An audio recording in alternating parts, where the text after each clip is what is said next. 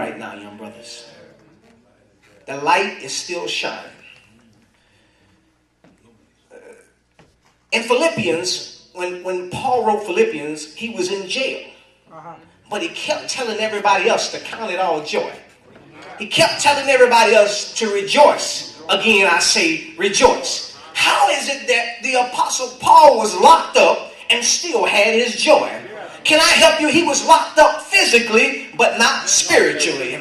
Spiritually, he was still free. In fact, he was even more free because he had more time to write to more people about the things they needed to hear. Sometimes when the enemy thinks he's got you detained, you're just held down for a little while the Lord is speaking to you.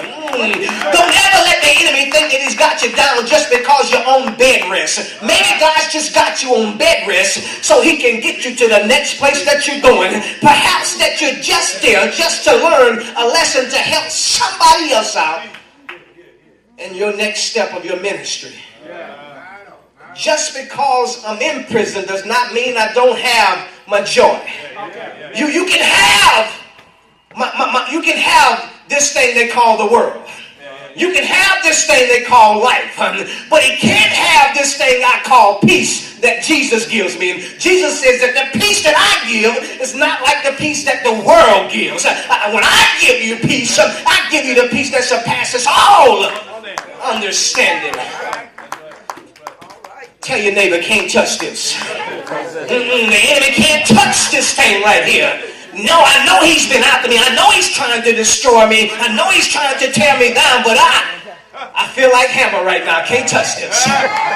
Ain't gonna touch this right here. I may have to shake loose from a few things. You can bind me if you want to. You can shackle me down if you want to, but you cannot detain my mind. If my mind is free, if my spirit is free, then I'm still free. You only seem like you got me right now. I'm just resting. I'm just resting.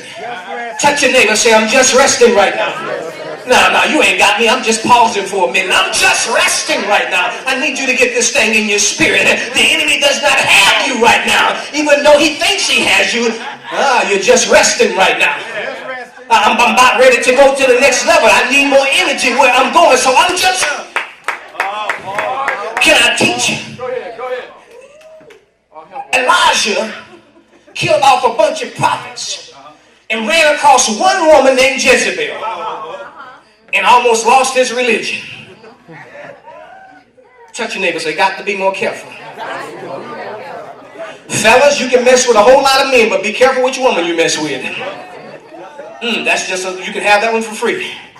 Elijah messed with the wrong person to the point where he ran off into the wilderness. Almost lost it all.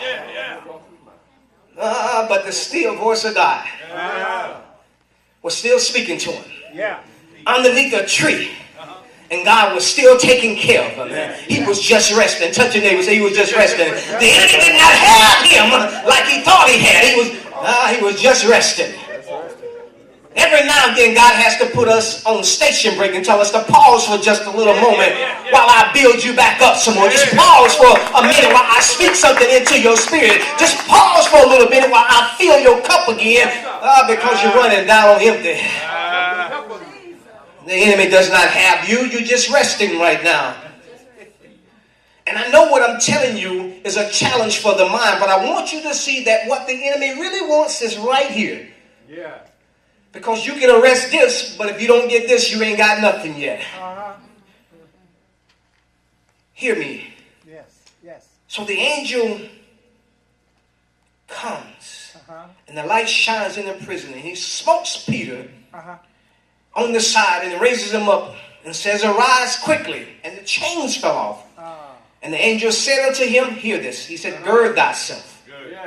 Bind thy sandals and cast on your garment. All right. Touch your neighbor, say, get dressed. The thing that we have to learn to do is we have to learn to get dressed. We have to learn to get dressed in the spirit, not in the flesh. We have to learn to put on the whole armor of God that we might be able to withstand the wiles of the devil. You got to put the whole armor on. You can't come out part-timing because the enemy is full-timing. You got to put on the whole armor. You got to come out with your mind in the right place. I beseech you, therefore, brothers, by the mercies of God, to present your body a living sacrifice, holy and acceptable unto God, which is your reasonable service. And be ye, God. Do not be conformed to this world, but be ye what? By the renewing of your what? It's all right here, baby. It's all right here. It's in the mind. That's what the enemy wants that he can't get. Be transformed by the renewing of your mind, that you may prove what is that good and acceptable and perfect will. See, he ain't got me yet. He only had my body. He didn't have my mind yet. In the spirit, I'm still free. The enemy tells, the angel tells Peter, get dressed. We have to learn to get dressed. Get dressed in the spirit. We have to learn to fix our minds on things that help us instead of things that discourage us. We have to put our minds in a place where the enemy can't touch us. So Paul says in Philippians, in Philippians 4, he says, finally, brother, whatsoever things are true, whatsoever things are honest, whatsoever things are just, whatsoever things are pure, whatsoever things are lovely, whatsoever things are of a good report, if there be any virtue, if there be anything praiseworthy, think on these things. He's trying to tell us how to get to the next level and reach the potential. He's trying to tell us how to tap into it. You got to think on the things that help us and not the things that discourage us. Touch your neighbor and say, you got to get dressed. You got to get dressed because there's an enemy that stands at your door. A royal lion. And he walks about seeking whom he may devour. You got to come out the door prepared to take on the enemy. And I don't care what level you get to, there's a devil on every level. No matter what level you're on, I don't care if you're in the corporate office, I don't care if you're in the White House, I don't care if you're preaching in the church, there's a devil on every level. And the devil's job is to pull you down. He's already going to hell and he wants you to go with him. I got to tell you all the truth tonight. So the angel tells Peter to get dressed. But did you notice that he told him to put on his shoes? Put on your shoes, he said. Put on your sandals. Anytime we put on our sandals, it's an indication that we're going somewhere. You don't just go to the house and put your shoes on if you're not really going. I actually prefer to be barefoot if I'm not going anywhere. But he said, put on your sandals. In other words, we're about to go someplace. We're leaving this place. We're leaving prison. We're about to break out of this thing. I've had enough of this thing. I'm about ready to get up out of here. We're about to blow this popsicle stand. We're about to get up out of here. Put on your shoes. It's time to get light. It's time to jet. We got to get out of here. We're going to holler, but we got to go right now. Put on your shoes.